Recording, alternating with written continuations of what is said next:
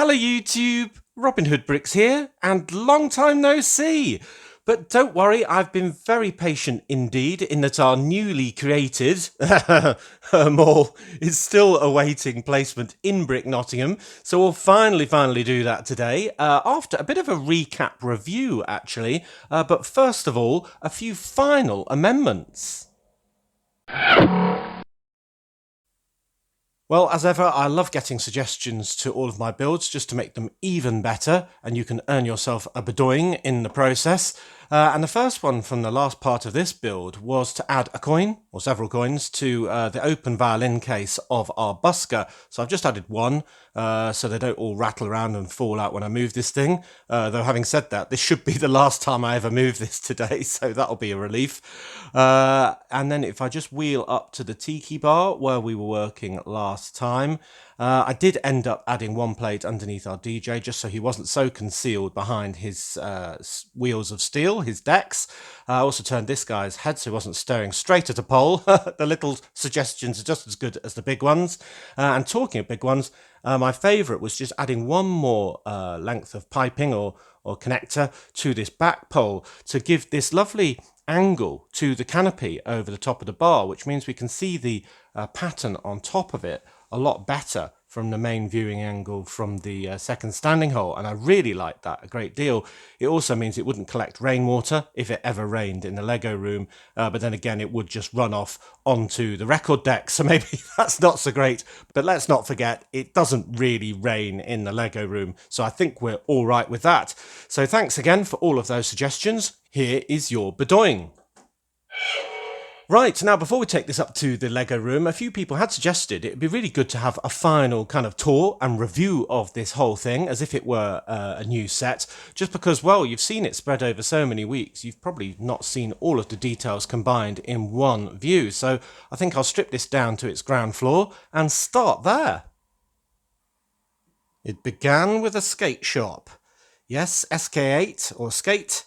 Was the skateboard shop with these wonderful wacky yellow domes as part of the 3D sign, and this was really a build to use up my wonderful skateboard collection because there's far too many to have all around the city with skaters on them. There'd just be, well, like a plague. There'd be too many of them, so I thought I would make a skateboard shop to show them all off because they have got wonderful patterns and stickers on, and they're all around the top of the inside as well. And then I thought, well, having a shop without a half pipe or a little ramp to test them out on didn't make much sense at all, so that's what that is. And then we've got the first of our two murals, the star from Mario, which some people think looks like it's not quite completed with those white bits on, but I think that's the highlighting. And then we've got loads of other stuff in here like clothing and wheels and decks and wax and all the rest of it in there and in the windows. And I think, talking of the windows, everyone's favourite part of this was not just all of the bright colours and wonderful boards, but these stickers in the windows, which I basically very carefully cut out from bigger ones that were from Ninjago sets, and a few other things like hidden side sets and so on. And it really just brings it to life, I think, just to that next level, and really does look familiar to all of those shops that we have around the world selling this sort of stuff. They do like their free stickers. So there we go. Yeah, a mirror, kind of drab floor on the inside to contrast with all that brightness. And I think that looks absolutely great, especially through the windows, looking at the insides from outside. So that is a very bright and lovely start. Next to that is the toilets. There aren't many, famously, in Brick Nottingham, but here I did think I had a little space. We can't really access them, but they are fully in there, both sink, mirror and all the rest of it. At one point when I was designing this, I was having this hinged, this whole stairway so you could look inside, but in the end I really didn't think it was particularly worth the effort. But I love this yellow sign above the door. It looks absolutely perfect on that curved slope to direct you in there. Then past our signature bins, a bit of a checked pavement just because I thought that'd give it a bit of contrast and more interest. The cat staring at his own missing poster, which was one of your suggestions and a very good one too. The steps up to the next floor with tread plate stickers on, which I wanted to keep to an absolute minimum space-wise. That's why we didn't do an escalator or 2 sets of steps or anything like that, just so we could cram in even more goodness for the shops and so on. Directions board, busker, and then the compass in the ground for our travel agent. And I just love this 3D sign. It's a bit more sort of old school with a brick-built plane and a brick-built sailing ship. And it was really nice to use these lovely tiles from the globe set, saying South America and Australia and so on, as destinations. And then inside we've got some logos along the top for jungle adventures and Arctic adventures and so on, and so many other specialized pieces from video tiles, airport tile, maps, a globe, that lovely backdrop from the Frozen sets with the aspen trees. I think that worked really well there. And even a live board linked up to the airport for their departures. So quite a small shop, kind of hidden in the middle, but I think it works really well actually. So very happy with that. Then one sticking out even further, and this one's very bright indeed, the record shop, with its wonderful scenes on the inside of people listening to music on the listening booth, or checking out the bargain bins there, next to a chart of the top 10 current hits on the wall there, more bins on the outside, and adverts for rock tours, and this brilliant sticker that I again trimmed very carefully from a damaged one that I got from another Ninjago set with the world tour. So that must be a vintage poster. And my favourite part of this was the piano keys on the outside. That black and white sort of strip along the very bottom represents a piano keyboard all the way around. Quite subtle. It kind of needs pointing out really, but I was very impressed with it when I designed it. But another good thing of this is this lovely backdrop in this flamish yellowy orange, and with the big vinyl record on there and the memorabilia that you can buy, very famous discs and so on, picture discs and what have you. I think this looks really great. DJ on the inside, brightly coloured hair and speakers and so on. Yeah, really good fun, that one. And then to complete the ground floor, we've got this phone shop on the back. And this one, again, is packed and stacked. My favourite part of this is the incorporation of a great big blue Duplo phone, which looks really good, if you ask me, kind of as an advertising type piece. But then it's full of all the different phones you can buy. Very confusing and daunting, I think you'll agree. And lots more on shelves on the other side. And then yet another 3D sign, this time with E.T. with a Belleville phone in his hand and a big 3D old school phone on the outside. And then I suppose not to forget, we better actually remember to include our 3D mobile phone on the outside with apps represented by all of these video tiles and so on, other things I've been collecting. And it is a bit of a black box, but then I suppose modern mobile phones are really. But I think it is still characteristic enough with a kind of camera lens up here and a gap here and down here for identifying it as a mobile phone. So that is another nice 3D sign, as if we didn't have enough already. And since we're here, I'll do the rest of the back with the big mural, which is the Nyan cat. And that goes over this drain pipe here at the back of the toilets there. And that door goes into the back of the phone shop. So yeah, I just think that's so fun. And that's going to be really visible through the gaps over the train line. And I think it'll be very good to see. And there's the artist hard at work doing the other side of the one that we saw in the skate shop, going full circle and adding the M-Kid kind of signature to that as well. So that's really nice.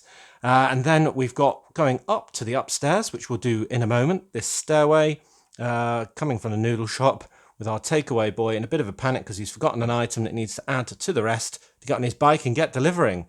And this archway going all the way through to the front links everything together, I think. Very nice. Cool. Let's get the next floor on and we can have a quick tour of that. Now, the first thing that most people notice is this wonderfully garish but fantastically realistic flooring that we've got all throughout the mall on the top floor. It's just, ghastly but fantastic at the same time. So I'm very happy with that. I tried absolutely loads of different combinations to get the exact right feel I was going for. Now, in the middle of this floor, we've got our tram stop, which is going to link up with our monorail system. So that is going to be really good. And hopefully that will work, fingers crossed, later on in this video. I still don't know. I did measure it, I'm not doing it at random height, but you know, mistakes may happen. We've got another direction board at the top here with those pink ones pointing towards our noodle bar for Pigsy's Noodles, with our mascot outside with his chopsticks and our 2 customers. And I love this one. It's very simple with the red canopy and these Chinese style lanterns, and our chef on the inside with his cleaver and mixing pot and all the rest of it. Sort of very stereotypical black and white floor. I was quite impressed with the use of this red piece as the hood over the top of the stove. I really like that. And again, like everything else, it's absolutely packed and stacked with goodies. And the next one is just the same.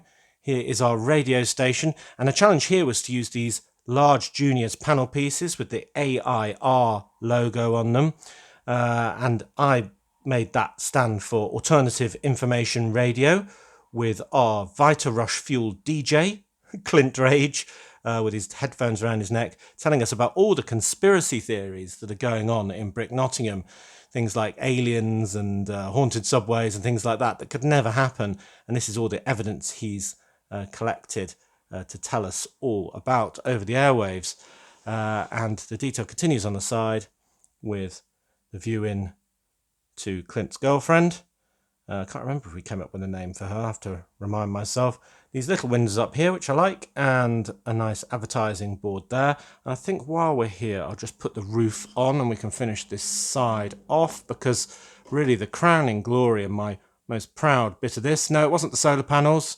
No, it wasn't this additional sign for Pigsy's Noodles, though I do think that is rather grand.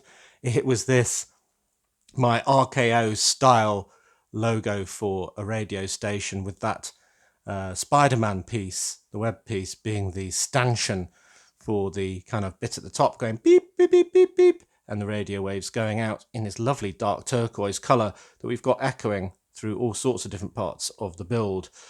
Cool. So yeah, that is probably my favourite 3D sign of the whole thing, but it does have fierce competition, I think you'll agree.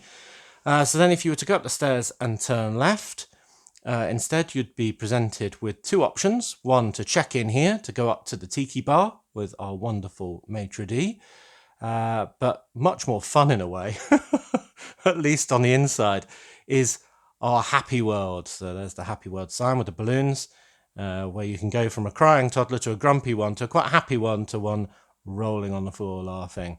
So we've got some very stressed parents outside, and I think that arguably is the favourite scene of the majority of you on the that have watched these videos, with the lady rocking in her chair, the exhaustion of being a parent, and then this wacky individual with his horn making the whole thing a lot worse.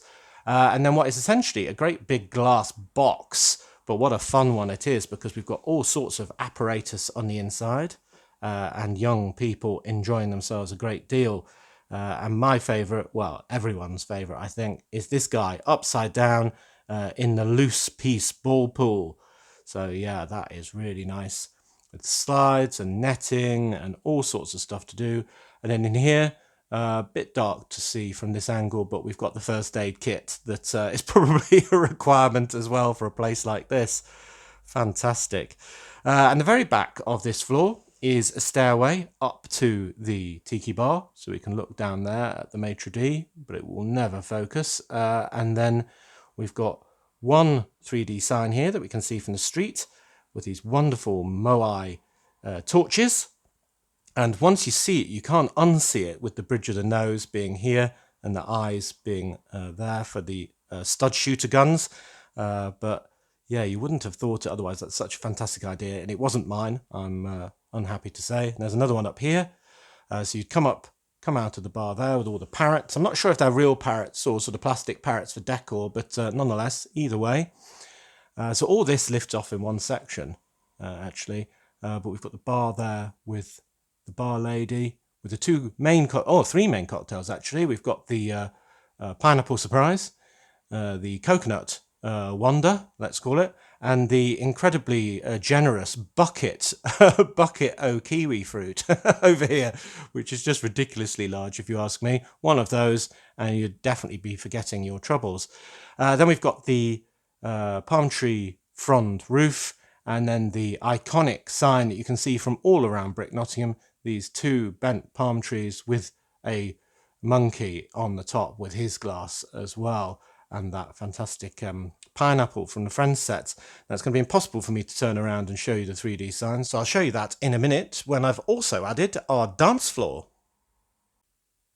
Well, not a single square inch of flat space was wasted on this build, so just above our 3D phone sign and along from our tram stop that matches all the other ones in our city is this other 3D sign with the beautiful iconography of the Islanders boat and two islanders who have been collecting coconuts and pineapples for the cocktails in the bar.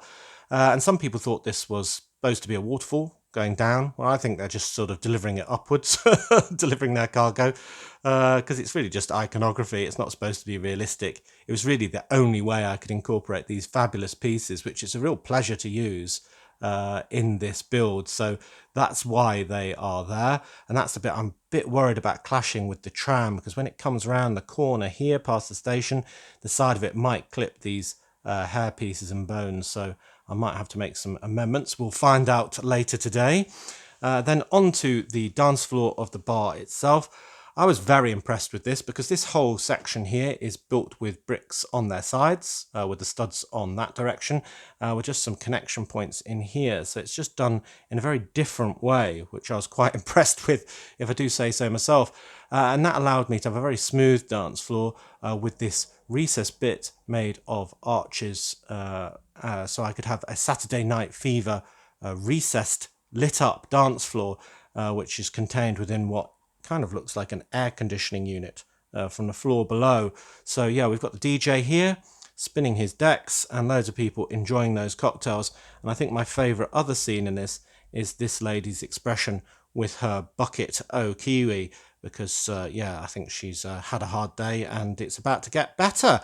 And just to cap it off, we've got the awning from the Moana sets for the sail there over the top, and I just think that really caps off an absolutely fantastic and huge, let's face it, mall build.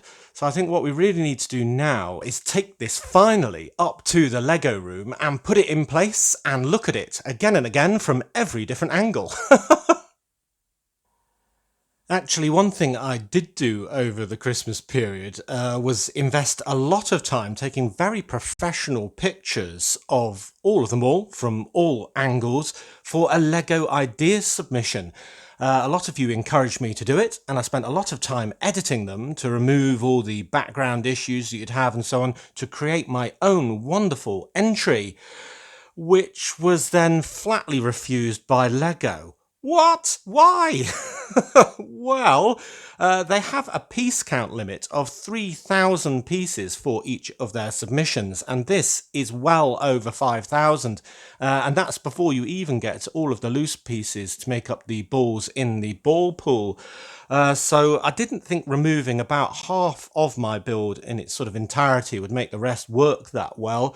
So it wasn't really a viable option to kind of adapt it to fit with their criteria. So I guess the lesson there is that I really should have read the rules first before spending all that time on those photos and that editing. Don't. Anyway, the time is finally here. Let's stop wittering and get this bad boy into the Lego room and see if the tram smashes into that 3D tiki sign on the back after all. Alright, so into the Lego room, and I'm in the second standing hole, and our mall is going across the street from the train station in what was a building site for quite a long time, right backing onto both the monorail line and the train line, of course. Now, not much has fallen off in transit, I'm very happy to say. A couple of things, the stairs on the back, for example, but that's easily fixed.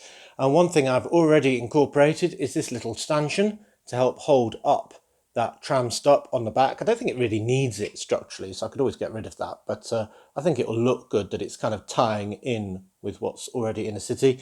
And it does kind of make quite obvious the fact that we're going to have one tram stop here and another one right there, which is literally not very far apart at all, one kind of bit of track. But yeah, I could remove this one later, or maybe I'll just have another one. Doesn't really matter. Maybe they don't all stop at every stop. Right, so I think I'm definitely going to have to take these sort of higher sections off to make this transit go smoothly, and then we can add them all back on and then probably fill in all of this pavement, otherwise it's going to look rather rubbish, isn't it? Cool, fingers crossed, wish me luck. Ho ho ho ho, the ground floor is in and it is filling that space amazingly well. I think you'll agree. Wow, looking very good indeed. I filled in also the sidewalk or pavement with more tiles with jumper plates on just so we can attach lots more people in due course. And that hides the green edge of these road plates where we transfer into kind of the countryside later on, as we've just got the yellow dashed line coming from the white dashed line remaining, and I don't think that transition is too bad, to be honest. And I didn't continue the black and, well, rather dark grey and light grey checks to the edge because I thought that might be a bit too much. Yeah, but looking good. I've attached the second puncture sign exactly where it should go next to the other door, so that's looking good. I reattached the stairway that fell off in transit over there, and it dawns on me now that maybe the reason for the delivery boy's startled face isn't that he is a bit late on his deliveries, but maybe it's just because he was absent-mindedly walking down these steps and this great big cargo train started chuntering by and scared the life out of him. So that's quite a reasonable reason, if you ask me, because it really is jammed in there, packed and stacked as you'd expect. So much so that I actually had to move this coffee chain shack one stud to the right there, so I might move that because it's really rammed in now. But then again, we kind of like that in this city, don't we? So yeah, oh, this is going to be so good. So I've got the next section being the tram stop attached to the central floor, so we can put that in position and hopefully that'll fit. Ooh, a bit hard to do one-handed. I think that's in the right place. Push that down. Yep.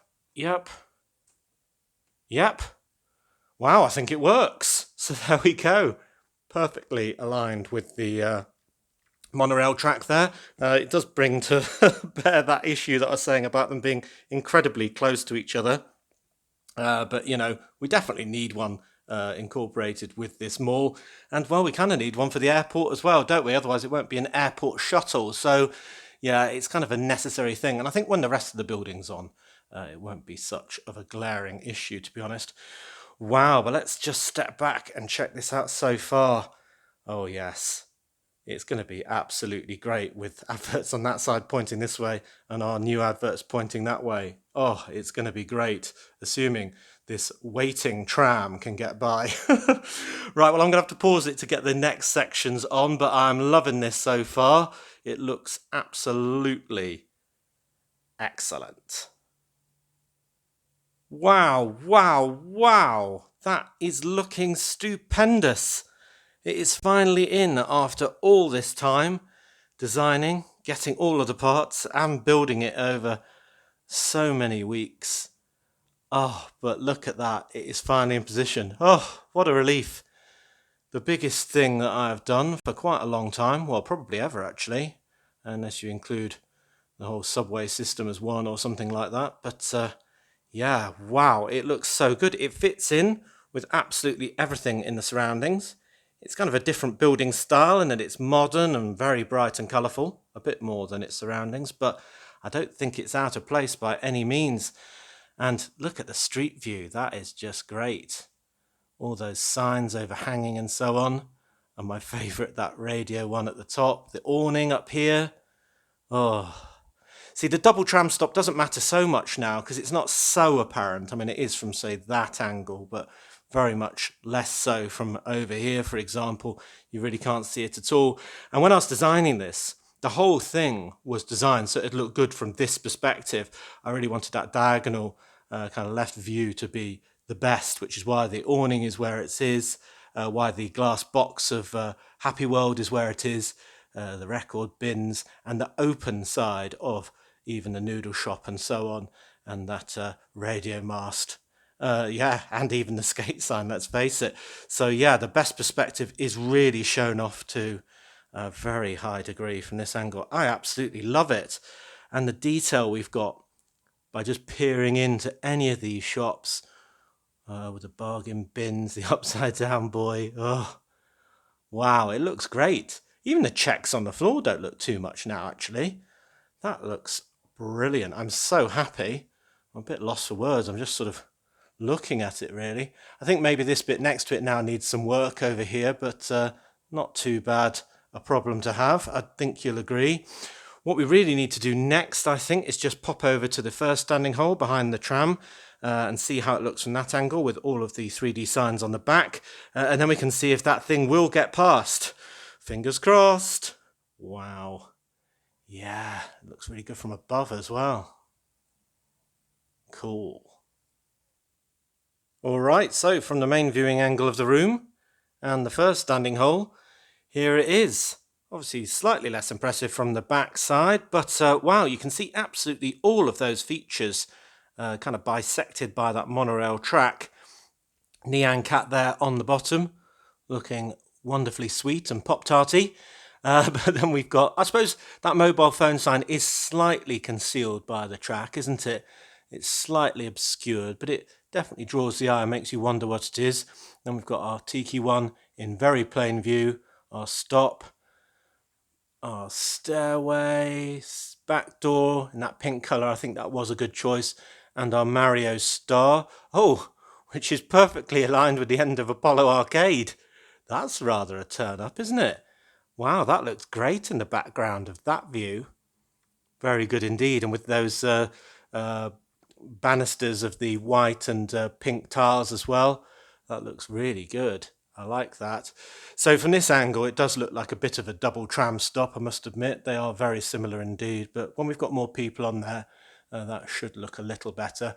And we can see all the Pigsy signage, the monkey on the top there with the tree. It might be good to get a second pineapple piece that works double-sided.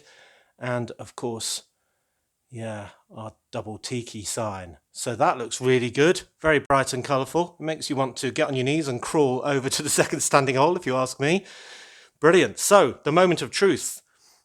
Will our tram get past our big 3D signs? Dun, dun, dun, dun, dun, dun, dun.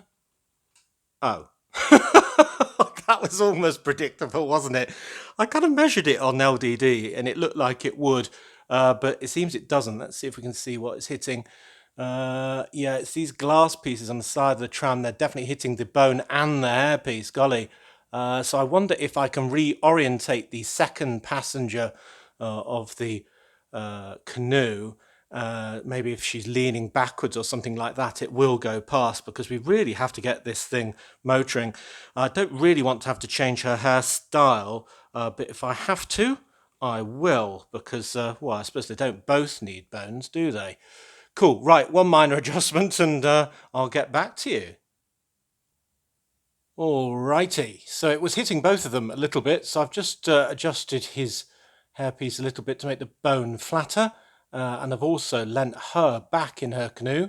It's not the best angle. She looks a bit like she's looking around a corner or something like that. But the good news is that the tram will now fit. So to prove that, I'll just set it roaring the wrong way. There we go. And yeah, I didn't hear anything. And back. Yay, it fits. Fantastic. Oh, that is a relief. I knew that I'd probably be incredibly close, and it is impossible to measure properly on something like Lego Digital Designer, but I knew it was close enough that I could probably fiddle my way out of it, and that's what we've done. So, yeah, it's looking good from this angle as well, and it is functional, and that's the main thing. So if I just keep wittering long enough for the tram to get back, we'll see that one more time. And you do see a bit less of it from this angle, I must say, because of that tram stop in the middle.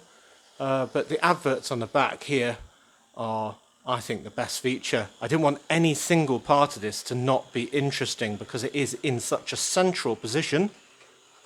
Yay, no clash of the Lego room. And, oh, that is great, isn't it? Oh, I'm very happy indeed with that. That is exactly what I wanted it to be. All packed and stacked, and everything interfacing with everything else. And I think you can see that the train's going to get by absolutely fine along there. Oh, phew! Feels like an era is over.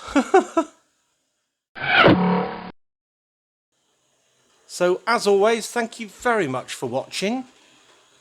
Oh, golly, that's close. Do remember to like, comment and subscribe for more awesome videos. And next time on Robin Hood Bricks, I think we'll be doing a brick haul because you've been sending in loads of stuff over the Christmas period very generously, as usual, to my PO Box address. But also I've continued buying things as usual, so I've got a literal stack of things to show you. And that also includes a couple of things that have been sent into the channel for me to review, not by Lego, but by third-party companies who've sent me bits that you may be interested in my opinion on.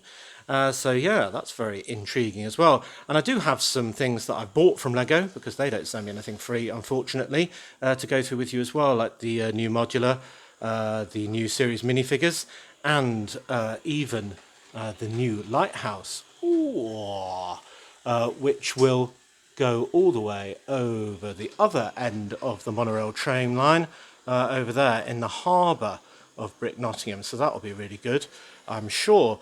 So until all of that, see you! Yeah, I love that canopy. That may be the best bit. Very cool.